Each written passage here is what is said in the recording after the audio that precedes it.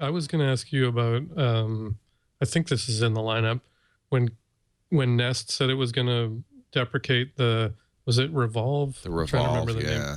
Oh, yeah. Do you have any thoughts on that? Did you not read my Medium post? I want to hear what Stacey said. I did read your post.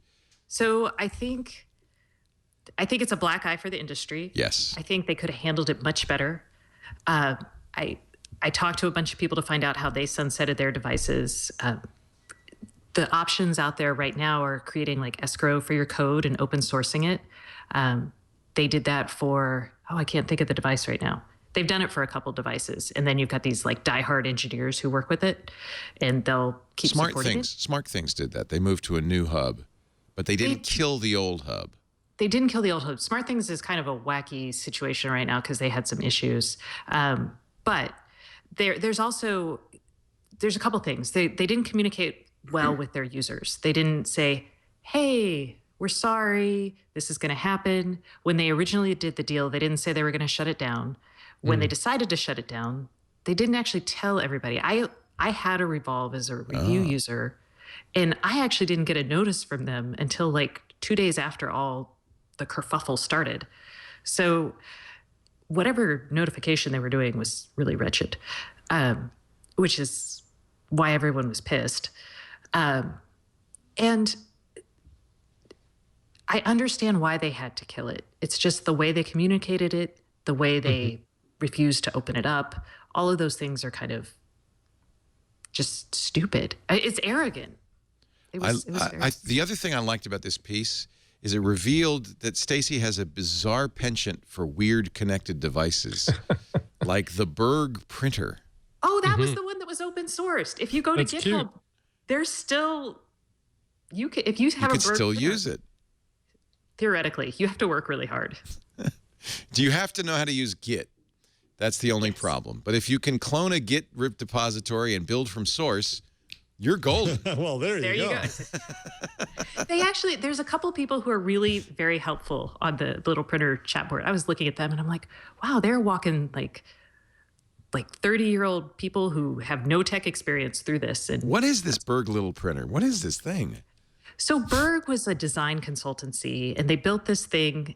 You basically went in online and you filled out like, I want articles from The Guardian, I want Instagrams, I want this and this. And then like every day it would print out those things for you. Like groceries ribbon. It's totally like a wallpaper kind of thing. Like in terms of the I kind of like it. I wish I had one. I like it. Well, you probably could buy one real cheap. And it still works because they see, this is, by the way, what Revolv totally should have done is they should have open sourced the server and let somebody run the server. There's a Japanese word for objects that are kawaii, kind of useful, otaku, but kind of dumb. I'm trying to think of it. So this fits like that. That word would fit. Kind of bizarrely fascinating. I mean, it's sort of useful, but it was a concept. But so this is kind of an interesting issue, and I bet it's going to come up again because Staples, which actually launched their own hub, I think in 2013. I'd have to double check when they did it, but they're actually about to make an announcement about that hub, and I'm really curious how they're going to handle it because they've got probably, the last I saw they had about 50,000, but that was at like CES in 2015. So if you think 50,000 Staples Connect hub customers are suddenly about to hear the fate of their home hub. So what happened? What happened with Revolv? The last we heard, we talked about it a few weeks ago, was that Nest was going to refund some people their money. It was on a case by case. Case by case. They didn't sell a lot of Revolvs. They sold less than 10,000 of them. Yeah. So they were expensive, though, really expensive. So that was kind of the thing. That's the last we've heard of it. I don't think it would be so hard to keep a server running for, let's say, 1,000. The issue there's a couple issues because it connects to so many other devices. When someone else's integration changed, some person would have to go change that. And from a security perspective, they've got to keep. Right. I mean, it's this is a huge issue for the Internet of Things. I mean, Revolv. I'm sad. Nest had a chance to really show the industry how to do something, and they just screwed it up.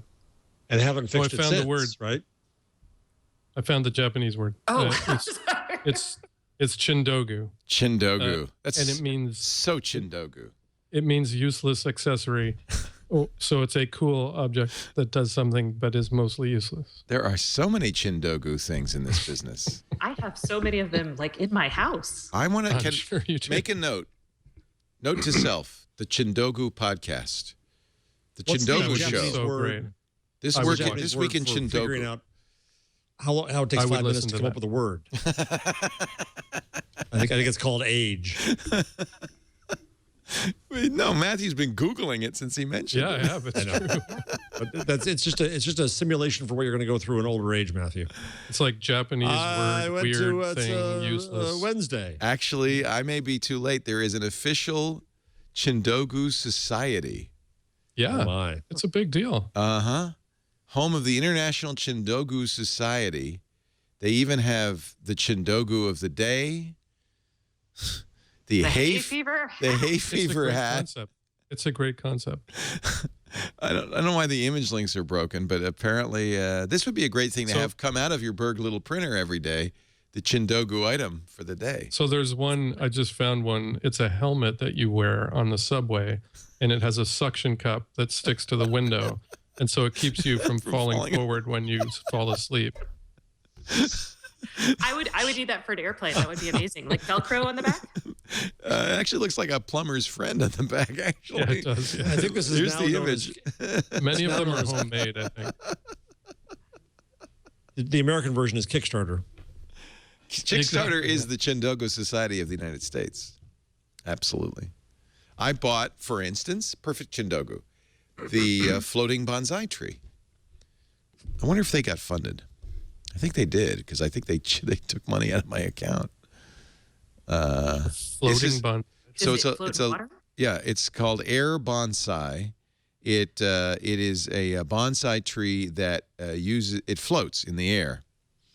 What? Magnets? Very good. Stacey has obviously spent some time in the world of Chindogu. It is a magnet-powered device, and thank goodness, here they are, floating bonsai trees. They are now a reality. Wow, and of they're course, floating speakers. Made in Japan. I'm so excited about this. Mine should come any day now. There's a good one. That's one I have. I own. That's the one. Yeah, the ostrich I think you pillow. wore them on the show. The ostrich pillow. Yeah. Yeah, I have it.